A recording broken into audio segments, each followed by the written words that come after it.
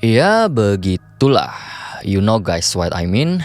Cukup tidak disangka sebenarnya bahwa Dorman Port yang udah jadi urban legend sejak patch Mondstadt awal malah ada hubungannya dengan Asmodai. Ya walaupun masih harus cek sendiri juga nantinya saat menjalankan world quest-nya. Anyway, welcome everybody. Sekarang kita buat analisa kecil deh untuk trailer dan spesial program Luna 6 yang baru drop sekitaran tanggal 27 Maret lalu. Mungkin teman-teman juga sepakat bahwa alangkah lebih baik fokuskan saja pada world quest di space-nya Asmodai ketimbang fokus pada story dan event quest yang ada. Ya dari bobotnya aja udah terlihat berbeda sekali sebenarnya. Tapi ntar kita coba bahas dikit aja soal story dan event quest, sementara sisanya bakalan fokus pada areal baru.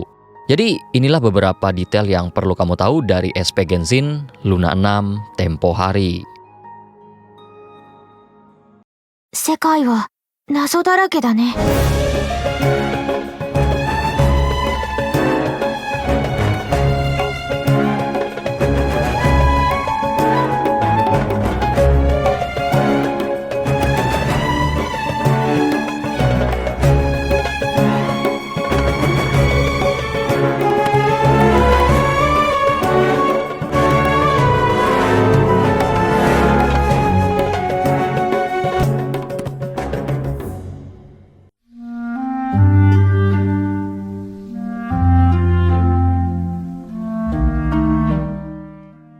Di Luna 6 setidaknya akan ada sekitaran 4 cerita nantinya yang berbeda. Karena saya pikir di Dorman Port nanti bakalan ada side quest juga. Berdasarkan trailer dan special program, setidaknya yang pasti itu ada 4, yaitu quest Linnea udah jelas, kemudian event quest di Notcry, quest Lohen, dan quest utama Asmodai. Quest Linnea akan menarik tema soal turnamen kompanion terbaik, yang mana Mualani akan berpartisipasi dalam turnamen tersebut. Begitu juga dengan Traveler beserta telur purba yang sudah ditetaskan saat kita dapat di salah satu pulau di Ohkanatlan. Kemudian untuk event quest akan menghadirkan bazar teknologi di Notcry dan diselenggarakan oleh Voynich Guild. Tapi sepertinya bazar ini hanya kedok untuk menguak satu informasi penting terkait kriminalitas. Karena ya bisa dilihat aja dari yang berpartisipasi udah aneh sebenarnya, yaitu Beidou, Severus, Navia, Chlorinde, dan jangan lupa penyelenggaranya adalah Voynich Guild yang merupakan topeng PR dari Curatorium of Secret. Jadi mungkin gambaran story questnya kurang lebih bakalan kayak quest event 5.6 tahun lalu, itu dugaan saya. Nah untuk quest Asmodai kita bahas khusus aja, jadi bahas beberapa pecahan informasi dulu yang bisa saya dapat. Pertama, Lohen kemungkinan akan dapat quest khusus di patch kali ini dan sepertinya berhubungan dengan kasus kemalingan di bazar yang ada di Dorman Port ya, bukan di Notcry. Berdasarkan informasi dari pembawa acara juga, quest ini akan menyajikan informasi soal Lohen secara lebih. Sehingga dengan begini, kasusnya mungkin akan sama seperti Iluga, quest khususnya adalah world quest, tidak bersuara dan mungkin semi konfirmasi bahwa Lohen adalah karakter B4. Oh, dan lihat, inikah senapan yang sebelumnya dibicarakan pada quest-quest yang lalu? Nah, bersamaan dengan Lohen juga di lokasi yang sama, tapi mungkin berbeda quest, akhirnya salah satu siluet karakter Luna 4 muncul lagi, dan seharusnya berasal dari Mondstadt jika berkaca dari cangkang vision Anemo miliknya. Nah, untuk sekarang namanya belum di-reveal, jadi saya sebut sebagai Xian dulu aja. Awalnya mau nyebut sebagai kubis ungu, tapi nggak tega sih. Informasi Xian cukup terbatas dan sepertinya identik dengan aksesoris tulang anjing. Dan dilihat dari sneak peek doi, dia itu lagi bermasalah sama alis sepertinya. Ya bisa dilihat pada frame ini bahwa Xian meletakkan sesuatu pada papan pengumuman. Tapi kemudian ada yang ngelepas pengumumannya. Dia menduga yang melakukan adalah Witch Minion. Dan pengumuman yang diletakkan oleh Xian itu menuliskan soal ciri-ciri seorang penyihir yang suka berbuat onar dengan topi besar berlubang dan suka memberikan bahan peledak. Pengumuman itu pun dituliskan oleh Xian sebagai Crimson Trap. Tidak sekedar ancaman, kata Xian juga, kalau ketemu dengan dia langsung hubungi Xian dan dia pun akan menuju lokasi tersebut. Saya pribadi nggak bisa membayangkan perbuatan apalagi yang dilakukan oleh Alice kali ini. Karena Jin aja paling banter cuma menjarain Alice dan memberikan pengawalan ekstra. Padahal saat itu Alice meledakkan salah satu sisi menara Dekarabian. Ya, tapi kemungkinan juga Xiannya aja sih yang agak temperamen. Jadi kita nantikan saja. Kemudian untuk Dorman Port, terutama panoramanya ya, jujur aja melampaui ekspektasi saya pribadi. Karena terlihat megah dari susunan kotanya, kemudian ada daerah pedesaan kecil juga. Selain itu, saya juga suka detail pohon yang ada di atas bukit ini, semacam menandakan angin menderu cukup kencang sampai-sampai bentuk pohonnya mengikuti arah angin. Nah, yang sebenarnya buat saya penasaran itu daerah ujung sana itu tuh. Sayangnya belum ada kejelasan, terutama apakah daerah tersebut aksesibel atau tidak.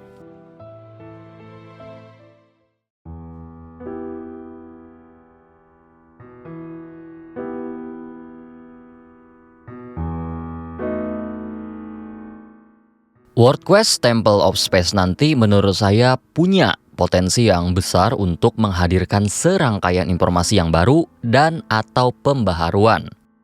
Kapasitasnya cukup besar, terlebih informasi ini di-keep oleh Asmodai. Nah, dalam salah satu dialog yang juga dituturkan oleh Milanta, Temple of Space memang diperuntukkan untuk menjaga atau mempertahankan, dalam artian berada dalam kondisi statis. Sementara semua inovasi, evolusi, dan perkembangan adalah hal tabu di sana. Jadi sejak saat Temple of Space dibangun dan menyimpan segala peradaban, tidak ada yang berubah dari dalam sana, baik itu arsitektur, knowledge, bahkan saya tidak ragu mengatakan usia juga statis. Mungkin sebelum kita bedah informasi yang dihadirkan lebih dalam, saya pengen fokuskan dulu pada tokoh yang terlibat. Dan mungkin akan ada 3 yang berada pada tubuh kita, yaitu Ziltlin, Historia, dan Dex. Ketiganya punya beberapa hal yang menurut saya cukup worth it untuk dibahas secara singkat sebelum rilisnya. Nah, Dex mungkin menjadi salah satu fitur dan figur yang unik yang akan menemani kita sepanjang menjelajah Temple of Space. Hubungan dia dengan Asmodai tentu sudah dapat dipastikan setidaknya ada, mengingat bentuknya sudah cukup mencurigakan dan bisa mengotak-atik ruang ciptaan Asmodai. Like it's too obvious, man. Cukup menarik juga adalah Dex itu tidak hanya sekedar fitur, tapi juga figur yang bisa dikatakan kudus di sana. Karena Historia sendiri mengatakan kami menyebutnya Dex juga dan mengirimkan sinyal tertentu kepada dia pada saat itu. Informasi tentang Dex cukup terbatas, terlebih nama Dex juga bukan nama yang terlalu asing, sehingga cukup sulit untuk mencari referensi yang spesifik. Dan satu-satunya saat ini yang mungkin bisa menjadi pegangan adalah bahwa Dex merupakan satu dari sekian fragmen dari Asmodai. Nah, kita sebut fragmen untuk sementara waktu sebelum nama resminya muncul. Dex disebutkan merupakan bentuk alternatif dari kata Deus, yang mana Deus sendiri berarti dewa. Nah, sebagaimana informasi yang dihadirkan pula pada spesial program bahwa Asmodai merupakan dewa langit dan ruang. Sehingga untuk saat ini hanya istilah itulah yang cukup masuk untuk menggambarkan status Dex dan kaitannya dengan Asmodai. Kemudian Historia terlihat akan menjadi orang yang menyambut kedatangan mereka berempat di Temple of Space nanti. Nah, sebenarnya sosok semacam Historia ini juga pernah kita temui di Enkanomiya, yaitu hantu dari Aberaku, pencipta dari Dainichi Mikoshi. Namun untuk peran Historia di peradabannya itu masih tanda tanya. Nah, sebenarnya saya juga udah mengatakan ini pada live stream tempo hari bahwa kemungkinan Historia itu berasal dari Arcadia. Tapi soal itu kita simpen dulu dan fokus pada Historianya. Nah, Historia nampaknya saat ini berada dalam kondisi statis juga, terutama jika membaca dari asal-muasal dia yang berada pada era Funerary War. Ya, secara tidak langsung informasi demikian juga memberikan kita satu hal bahwa Historia berasal dari One Civilization, era yang sama ketika Hyperborea masih eksis. Hal ini pun saya pikir bisa sedikit terjamin jika berkaca dari nama yang digunakan, Historia, yang berarti histori atau sejarah dalam bahasa Yunani kuno. Nah, bahasa Yunani kuno adalah bahasa yang digunakan pada Hyperborea, terutama membaca dari lagu-lagu yang ada di sana, dan salah satunya yang digunakan oleh Koitar. Selain itu, bukti yang memperkuat ini juga berada pada Enkanomiya. Kita ambil satu sampel yaitu Aberaku. Aberaku adalah nama serapan Narukami dari nama asalnya yaitu Abraxas, yang merupakan bahasa Yunani. Nah, sebagai pengingat, Enkanomiya atau Delphi Piton dikenal oleh salah satu hantu dari Hyperborea. Nah, apakah Historia adalah hantu juga layaknya Abraxas? Menurut saya, peluangnya besar. Apalagi kalau melihat ruang Asmodai adalah ruang penyimpanan hantu peradaban kuno. Karakter ketiga yang mungkin menjadi karakter utama dalam quest kali ini adalah Ziltlin. Zhitlin dikatakan mencari keluarganya yang semacam hilang ketika berada di sanatorium Dorman Port. Ya, hanya itu sebenarnya informasi yang kita dapat dari dia. Terkait rumor sanatorium ini memang sudah disampaikan oleh Lee Ben beberapa patch yang lalu, namun soal orang hilang beneran di Mondstadt, terutama setelah tutupnya sanatorium, itu merupakan informasi yang bisa saya katakan nihil ya. Kejadian serupa sebenarnya ada ketika Dottore masih meletakkan salah satu fragmennya di Mondstadt, tapi kejadian itu sudah terjadi sekitaran 4-5 tahun yang lalu. Ya, jadi sepertinya informasi dari Zhitlin ini masih agak susah cari tahu lebih dalam. Namun pola quest seperti ini juga tidak asing sebenarnya, bahwa ada NPC mencari tahu soal sesuatu yang terjadi, tapi berujung pada kejadian yang dimaksud terjadi sangat-sangat lampau. Sehingga saya pikir mungkin aja Zhitlin menggunakan pola yang sama, bahwa ternyata keluarga yang dia cari berasal dari era yang lebih lampau daripada yang disampaikan pada era sekarang. Kemudian ada yang menarik dari nama Zhitlin, yaitu kata Zit yang dari bahasa Jerman berarti waktu, yang mana kata waktu di Mondstadt sendiri berkaitan dengan dia kan ya. Satu clue lain yang bisa saya ambil adalah dari bunga yang digunakan oleh Zhitlin untuk hiasan kepalanya, yang mana bunga tersebut kemungkinan adalah bunga lilac, dan bunga lilac cukup sering diasosiasikan dengan momen karena waktu mekarnya cukup singkat. Ya, jadi sebenarnya yang bisa saya tangkap ini, sosok yang mungkin dicari oleh Zhitlin tidak berada pada dimensi waktu yang sama. Salah satu hal yang mungkin berpeluang menjadi sosok yang dicari oleh Zhitlin adalah Cruzlit. Dengan catatan, asumsi saya benar bahwa One Civilization di Dorman Port beneran Arcadia, sehingga soal ini masih agak kasar untuk benar-benar bisa dipastikan. Dan sebagai catatan, Cruzlit yang saya maksud di sini bukan nama spesifik ya, melainkan Cruzlit yang ada pada weapon terbaru Venti, dan beberapa tokoh menggunakan istilah itu pada nama mereka, bahkan Barbatos juga termasuk salah satunya. Selesai karakter, kita coba fokuskan pada tempat. Dalam penjelasan tim developer, lokasi Temple of Space hanya bisa diakses pada puncak tebing yang di atasnya terdapat sanatorium terbengkalai. Dan seperti yang terlihat pada klip, aksesnya sendiri melalui patung Barbatos yang sama persis dengan yang ada di alun-alun kota Mondstadt. Keberadaan patung Barbatos yang ada di Dorman Port itu cukup baru secara naratif ya, karena saya pribadi tidak pernah menemukan narasi bahwa ada lebih dari satu patung Barbatos. Nah, mungkin sekarang yang jadi pertanyaannya adalah, apakah ketika bangsawan Lawrence berkuasa atas Mondstadt, patung ini juga mengalami hal serupa dengan patung utama? Ya, karena patung utama didirikan oleh Venerare, lalu dihancurkan oleh aristokrat Lawrence sebelum akhirnya dibangun ulang pada era KOF. Namun dikatakan pada Royal Grimoire, terdapat sumpah yang hilang pada patung utama, dan sumpah itu tidak pernah tercatat pada sejarah. Mungkinkah justru sumpah yang dimaksud itu disimpan pada patung Dorman Port? Nah, tapi yang jelas, beda dengan patung utama, patung Dorman Port lebih dulu mengeluarkan kekuatan magis karena menjadi gerbang menuju realm Asmodai. Dan sebenarnya dengan logika yang sama, kalau patung ini bisa menjadi sebuah gerbang menuju lokasi tersembunyi, maka patung utama harusnya juga bisa. Nah, tapi patung utama cukup riskan mengingat lokasinya berada di tengah keramaian. Atau malah seperti ini, patung utama itu didasarkan pada patung Dorman Port karena patung utama pernah hancur gitu kan. Termasuk dengan tulisan Gateway to Celestia-nya yang juga ditiru sebagai sebuah detail. Namun yang tidak bisa ditiru adalah fungsi patung Dorman Port yang memang bertindak sebagai gerbang. Temple of Space disebutkan adalah wilayah pribadi milik Asmodai untuk menyimpan koleksi pribadinya. Koleksi-koleksinya meliputi peradaban-peradaban lama yang secara langsung mungkin belum pernah disebutkan dalam in-game, tapi mungkin bisa mengisi kekosongan dari lore lama. Misalnya Luoyang Academy, yang dari namanya aja mungkin adalah tempat belajar. Dan Zibai sendiri, sewaktu era Langgang, sempat mengajar pada suatu lokasi yang tidak disebutkan namanya. Maka Luoyang Academy bisa mengisi posisi tersebut. Kemudian Desert Pavilion yang mengambil tema padang pasir, mungkin adalah sampel peradaban Gurabat lama yang menjadi salah satu reason dari King Deshret untuk memperkuat kuasanya di padang pasir. Sehingga katanya, keruntuhan Gurabat lama tidak akan terjadi pada daerah kuasanya. Lalu yang paling unik sebenarnya adalah Mahapaipulya Chamber, perpustakaan besar yang ada di Temple of Space. Apakah kita akan dapat buku menarik? Ya, pasti sih. Lucu aja kalau ternyata nggak ada buku sama sekali yang bisa dijarah. Namun untuk saat ini yang perlu kita beri highlight adalah penamaan Mahapaipulya Chamber ini. Awalnya saya menduga perpustakaan ini mengambil referensi dari Fontaine atau Lemuria. Namun dengan namanya yang menggunakan bahasa Sanskrit atau Sanskerta, opsinya jadi lebih luas seharusnya. Bisa jadi Sumeru lagi atau malah peradaban yang benar-benar baru. Ya, Mahapapulya berasal dari bahasa Sanskerta, bahasa yang beberapa kali digunakan pada Sumeru, dan memiliki makna agung dan universal. Dari referensi yang saya baca, Mahapapulya digunakan dalam beberapa judul sutra dari agama Buddha. Hanya apakah akan ada impact-nya dalam quest nanti atau tidak, perihal itu belum bisa saya pastikan karena saya pribadi belum baca utuh juga sutra yang dimaksud.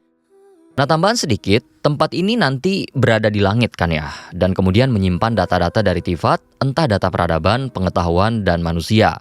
Ada peluang bahwa Temple of Space sendiri mengambil referensi dari Cosmic Temple Gonji yang direncanakan menjadi kuil angkasa yang mengorbit pada bumi. Nah, salah satu fitur yang dijanjikan adalah jemaatnya bisa meletakkan doa dan doa tersebut akan dikonversi menjadi data dan akan mengorbit bersama kuil yang dimaksud. Kemudian ada beberapa detail kecil yang bisa kita dapatkan juga dari potongan percakapan Historia.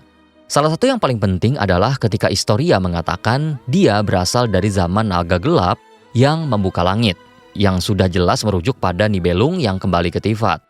Dialog ini penting karena mengkonfirmasi arah kedatangan Nibelung. Dalam artian, ketika Nibelung menggaungkan perang pembalasan, kira-kira dia melewati apa? Apakah benua Ebis layaknya hukum Perinheri atau mengoyak langit palsu? Dan berdasarkan dialog ini, jawabannya mungkin adalah mengoyak langit palsu. Jika mengoyak langit palsu adalah jawabannya, maka akan ada narasi yang akhirnya terdampak. Utamanya adalah Amethyst Crown. Di artefaknya dituliskan ada invaders yang turun melalui langit palsu tepatnya, kemudian membawa kehancuran pada benua Tifat. Yap, dengan informasi dari Historia tadi bahwa Nibelung mengoyak langit pada era yang sama, maka identitas invaders ini besar kemungkinan adalah Nibelung. Dan narasi ini pun akhirnya memberikan sebuah probabilitas yang cukup besar bahwa identitas Nibelung sendiri adalah The Second Hukam, alias descender kedua. Dari narasi yang ada sudah cocok satu sama lainnya, sehingga untuk sekarang kita tinggal tunggu serangan terakhir aja yang benar-benar mengkonfirmasi asumsi kuat ini. Dan apabila itu terjadi, dalam artian sebuah misteri akhirnya terungkap, maka akan ada PR lagi nantinya yang tumbuh. Utamanya mungkin adalah redefinisi dari istilah descender yang syarat mutlaknya sudah bukan outlander lagi. Kemudian bicara soal naga, pada salah satu ruangan terlihat bahwa salah satu koleksi dari Asmodai adalah fosil. Fosil tersebut meliuk bagaikan ular dengan ukuran yang cukup untuk memenuhi ruangan. Dugaan saya yang paling cetek itu adalah tulang naga, ya salah satunya, tapi imajinasi saya yang paling liar itu merupakan tulang Dragon Sovereign Hydro yang pertama, yang memang sudah mati demi mengambil kuasa atas kehidupan. Entah berkaitan atau tidak, tapi di era yang sama ketika kematian naga Hydro itu, muncul sebuah ramalan bahwa naga Hydro selanjutnya akan berbentuk manusia. Mungkinkah ada hubungannya? Ya soal ini sebenarnya liar banget sih, bahkan saya pribadi ragu tulang tersebut akan dimention pada quest nantinya. Oh ya, ini hampir ketinggalan ya. Soal pemandangan tempat di awal yang mirip dengan Celestia itu, saya mengambil pendekatan yang sederhana aja. Dengan fakta bahwa Asmodai menculik dan menyimpan peradaban lama, maka bisa jadi bentuk awal Celestia sendiri seperti ini. Dalam artian, inilah Celestia lampau sebelum perang pembalasan. Poin terakhir yang mungkin akan saya bahas sementara waktu adalah soal peradaban asal dari Historia. Dengan Historia yang berasal dari bahasa Yunani, kemudian asalnya juga merupakan era ketika Funerary War, saya pribadi menduga, ya bukan menduga lagi sih, saya pribadi yakin bahwa Historia asalnya dari One Civilization, tapi spesifik pada peradaban yang selamat pada Perang Pengabuan. Sudah ada contoh sebenarnya dan sepertinya paralel juga, yaitu Enkanomia. Enkanomia selamat pada Perang Besar karena turun ke bawah bumi. Mungkinkah peradaban Historia terjadi hal yang sama, tapi tidak ke bawah, melainkan ke langit? Untuk saat ini hanya Arkadia yang memiliki peluang dalam mengisi nama peradaban dari Historia. Selain secara naratif Arkadia memang dekat ke arah Mondstadt, tapi juga adanya kesamaan narasi lagi dengan Enkanomia. Enkanomia diceritakan akhirnya ditinggalkan setelah penghuninya naik ke permukaan ketika Perang Arkon, dan merekalah penduduk Watatsumi. Kebetulan di era Perang Arkon ada keturunan peradaban lampau yang juga eksis pada Mondstadt lama, dan merekalah Gunhildr, keturunan dari Arcadia. Ya oke, paling itu aja sih untuk analisa trailer kali ini. Entah bakalan ada susulannya atau enggak, nantinya kita lihat aja.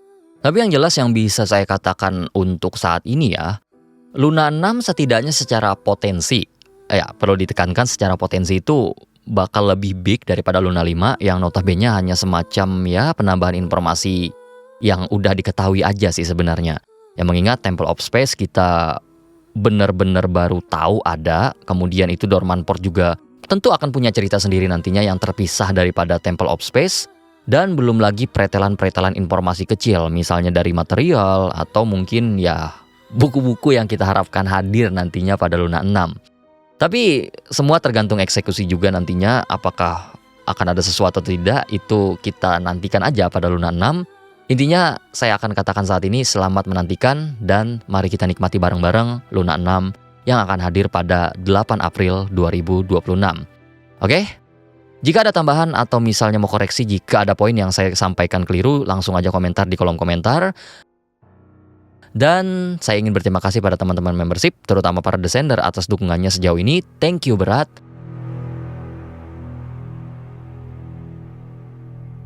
Dan buat teman-teman sekalian yang udah menonton sampai habis, terima kasih sudah meluangkan waktunya. Kalau suka dengan kontennya, jangan lupa berikan like, komen, dan subscribe. Dan sampai jumpa pada pembahasan berikutnya. Adastra, Ebisoku.